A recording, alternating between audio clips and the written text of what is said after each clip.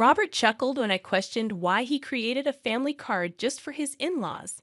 He confidently stated, "They're my family, so they should have a family card, right? Got a problem with that? If you knew who took you in when you were all alone, you wouldn't say such things." His arrogant tone caught me off guard. I wondered if he was always like this. He added, "If you're grateful, do more for my family, and then I'll acknowledge you as part of the family. Until then, it's like you're on a provisional license." This concept of a provisional phase in marriage was new to me. Robert pressed on, saying I wasn't yet a formal family member. If I didn't like it, I could leave any time. For now, our family was just the five of us, and he referred to us as useless parasites.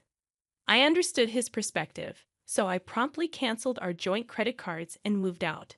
My name is Emily Welder, 27 years old, a freelance illustrator. I used to work for a big advertising agency, but went independent after marrying Robert 2 years ago. My parents died when I was young, and my maternal grandparents took me in. When I went to college, I moved back to the city center apartment where I lived with my parents. I met Robert, a handsome waiter, at an Italian restaurant where he worked. We rapidly grew closer, and soon we were called a couple, leading to a surprising marriage. I loved Robert then, quitting my job to go independent. Robert continued working at the restaurant with varying hours, making it challenging to maintain our routine. Despite this, our married life started happily. After about a year, Robert dropped a bombshell. His family wanted to visit. I agreed, even though I had minimal interaction with them during our initial meeting.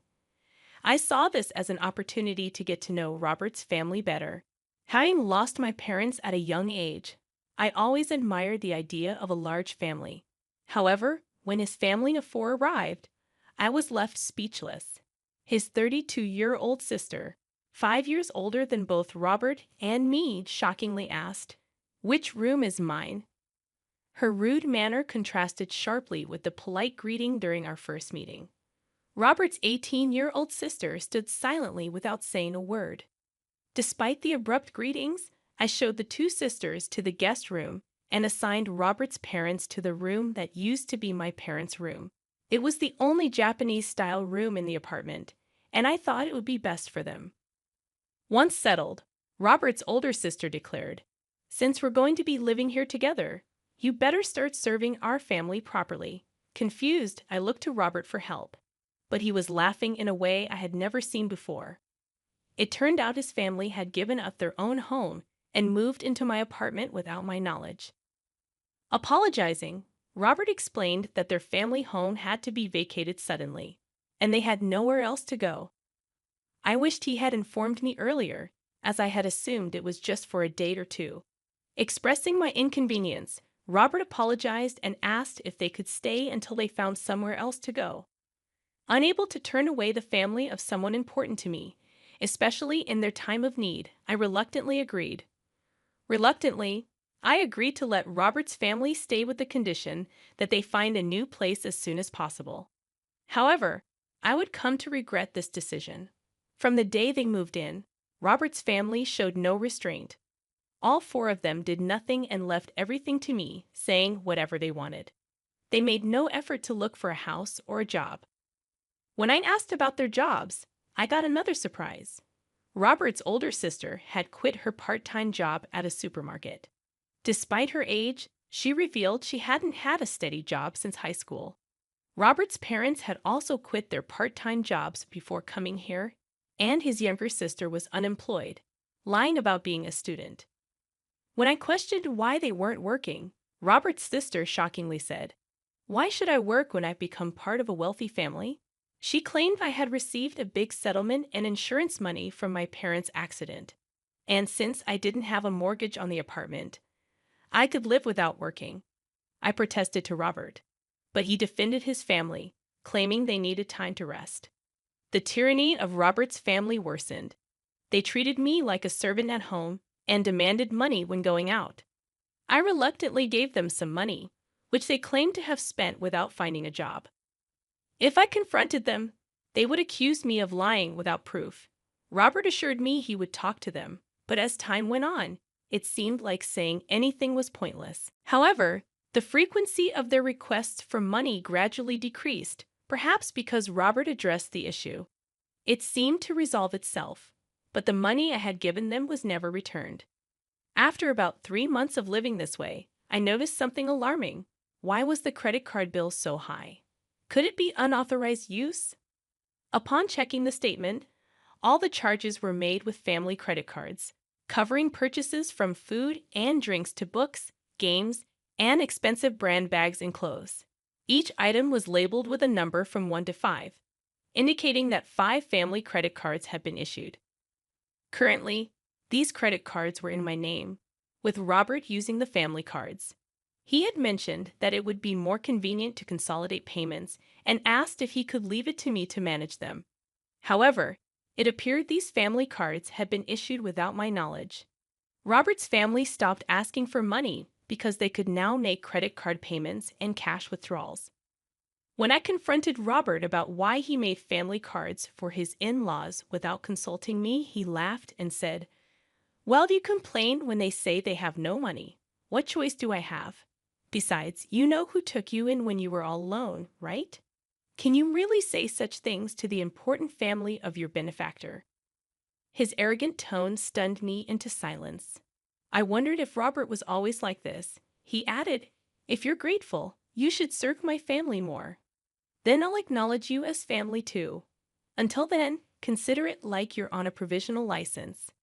This concept of a provisional phase in marriage was new to me. Noticing my silence, Robert pressed further, stating that I wasn't yet an official family member. If I didn't like it, I could leave any time. Right now, it's just the 5 of us in our family. Useless parasites. Get out. That's when I realized Robert's true nature. Shocked and feeling as if all the blood had drained from my body, I considered divorcing Robert. In fact, I began to question why I married him in the first place. Initially, I thought he was just a handsome guy like the other girls and was excited about his looks without any particular intent. Then, during one encounter, Robert approached me saying, "You seem different from other people." Emily, I don't know how to put it, mystical. Sorry, it's not something I should say to a customer. I was taken aback, but the conversation continued, and I gradually started to notice Robert. Maybe that was his strategy to make me like him. Thinking about it calmly, it started to make sense. I remember when Robert came to our table for small talk. A colleague jokingly said I was a wealthy girl living alone in a condo. It was right after that he started talking to me, probably after my wealth and this condo. Robert wasn't really my type, to put it nicely. He was modern, to put it bluntly. He seemed somewhat frivolous. I preferred mature men who could talk quietly and seriously. But despite my preferences, I ended up falling for Robert. I always found that strange.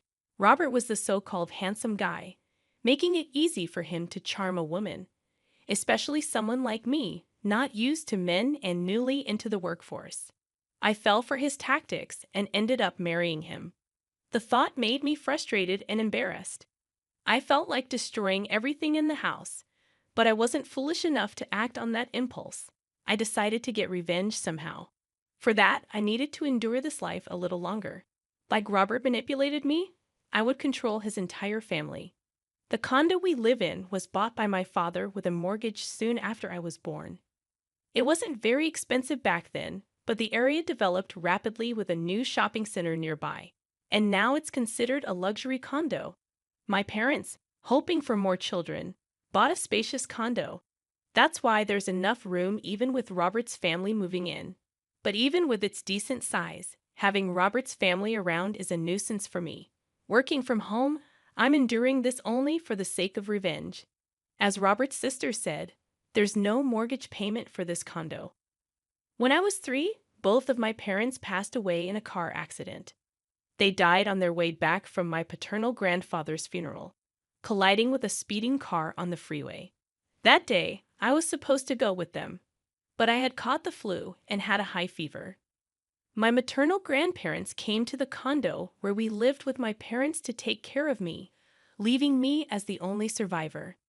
The mortgage payments were covered by the group credit life insurance, so the only housing costs I pay are the management fees and property taxes. Robert, seeing the amount, said he would contribute a bit more than that to our household expenses. There's no mortgage, so if I put in that much, we should manage Emily's income, right? We'll each use our own earnings for personal expenses. Sounds good, doesn't it? I agreed, thinking maybe he was right. Until then, I had been paying for everything by myself, so I thought his contribution would lighten my load. Looking back, it was foolish, but at the time, I was blinded by my love for Robert and just went along with it. Despite whatever Robert may believe, he probably thinks he's the head of the household and the one supporting me. This is likely why he can easily label me a parasite. In reality, it's quite different. I cover most of the expenses, including utilities, food, social expenses, and entertainment. Now, with 5 additional real parasites added to my household, managing with just that amount became impossible. I wanted to get rid of them as soon as possible, but I pretended not to notice and endured it. I gritted my teeth and allowed Robert's family to freely shop, reminding myself that I'll be the one laughing in the end to get through these tough times. Then, 3 months after deciding to divorce, the day to act finally came. I'm tired. Please decide. It's either me or your family, I told Robert, presenting him with a final decision. He was surprised, but I continued without concern. None of your family members lift a finger to help around the house. They just dump all their chores on me. You know I work from home. I'm not just playing around. Yet they treat me like a freeloader and tell me to know my place since you're supporting me. I've had enough, I cried as I confronted Robert. He looked at me, smirked, and said, "Then you should leave. Didn't I tell you before? You're not really a part of this family yet. Giving up like this means you didn't earn your place in the family." I pretended to be shocked as I looked at Robert. "What are you surprised about? If you can't live with my family, then you're the one who has to leave. Oh, and since I'm not at fault, I'll take this apartment as alimony, and I'll take half of your savings as part of the property division." Ah, so that was his aim all along. That's why his whole family kept harassing me, trying to drive me out. I knew it, but hearing it outright was still a shock. It was someone I once loved and even married, that thanks to this, I made up my mind. "Fine," I said, deciding to divorce Robert. "But this condo is mine, and I'm not at fault either." "What did you say the reason for the divorce is? You allowing your family to live with us without consulting me, and your family ignoring me," I said firmly to Robert. He seemed shocked that I outright rejected his proposal, not expecting such a response. It made sense, as I had always complied with his demands since our marriage. Thinking back on it made me angry. I don't want to spend another second with you all, so I'll leave now. But you should also prepare to leave. It's a joke, right? This is our home. We won't leave. Ever heard of residential rights? You can't just force people out who live here, Robert shouted. Ignoring his ranting, I left the house and went to my grandparents' place. I explained everything and asked if I could stay until things were settled. My grandparents were shocked to learn what I had gone through and scolded me for not consulting them earlier. Tears in their eyes, I said, "Grandma, Grandpa, I'm sorry for worrying you, but I'll be okay now. I might look frail, but I'm not really," with forced laughter and tears in my eyes. The day after I left the apartment, Robert contacted me right away.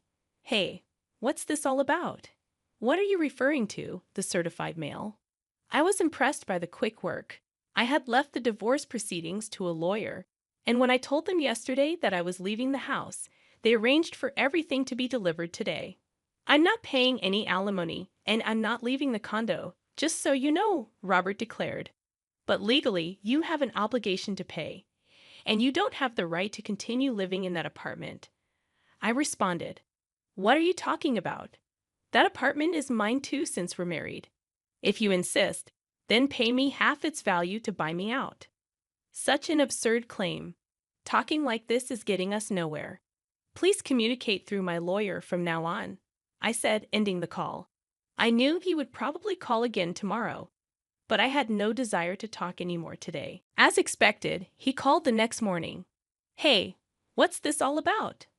He repeated the same line as yesterday, showing no creativity at all. What are you referring to? The card's not working.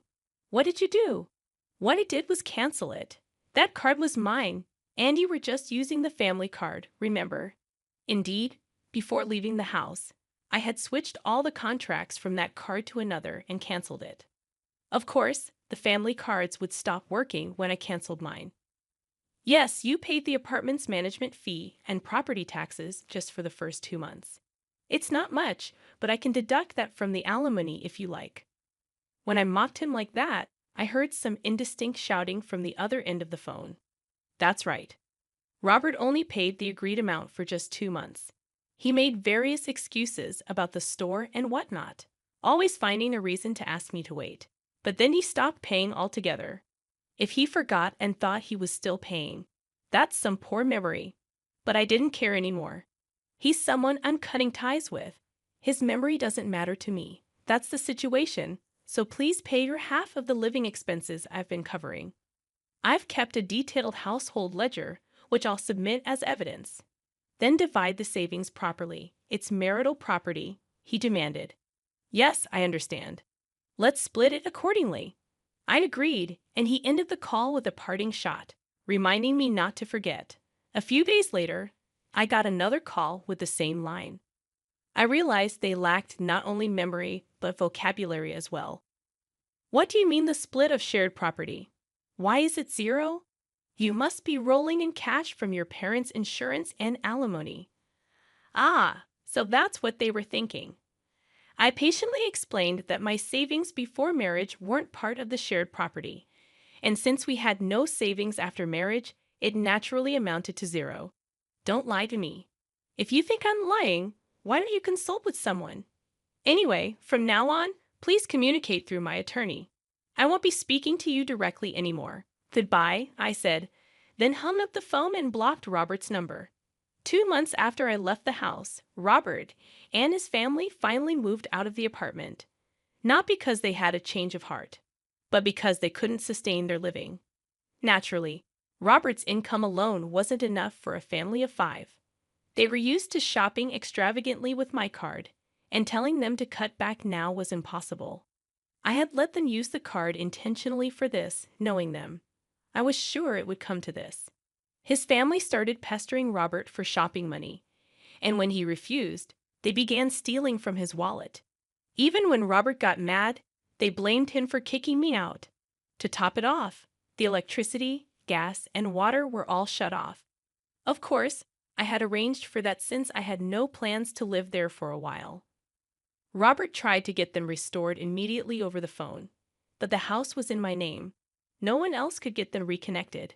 During the hot summer and early fall, his family couldn't bear the extreme heat and eventually left the condo.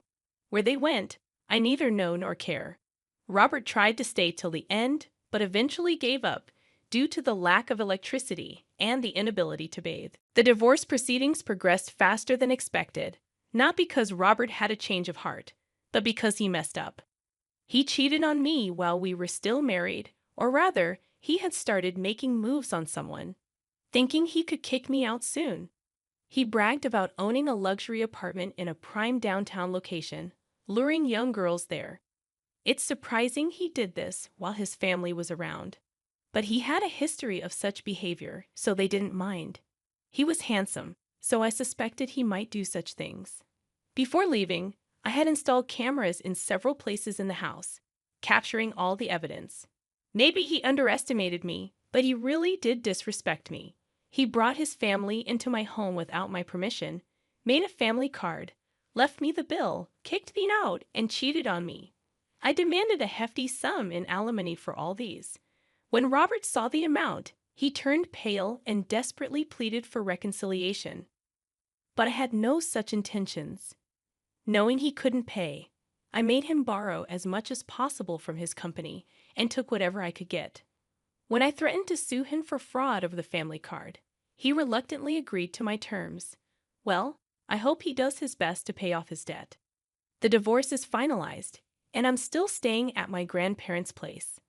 I haven't decided what to do with the apartment yet. I might sell it, I treasured it because my parents left it to me, but since they passed away when I was very young and I have no memories of them, plus all this has happened, I think they'd understand if I let it go. My work as an illustrator is picking up. I might live alone again, but it's a good time for that. I can work just fine staying at my grandparents'. I'll depend on them a little longer, then move forward with strength. Next time, I won't be fooled by a man who's only good looking. I hope to find a partner I can share my life with.